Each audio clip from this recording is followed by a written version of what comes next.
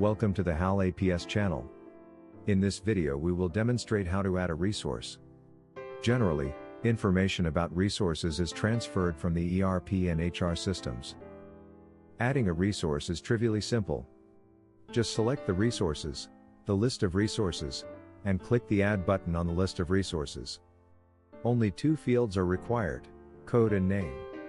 However, the remaining fields have a very significant impact on controlling the scheduling or display process. The type of production capacity, information about connected changeover matrices, queue time and waiting time are important. We will discuss them in the next videos. A resource in HAL APS can be a machine, a person, a tool, equipment, a means of transport, a roller conveyor, a 3D printer, even a drone.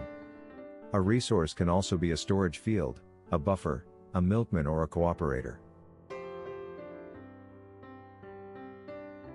For more information on HAL APS, including our list pricing, please visit the HAL APS web page. If you're looking to learn more about using HAL APS, our YouTube channel offers a vast selection of tutorial videos.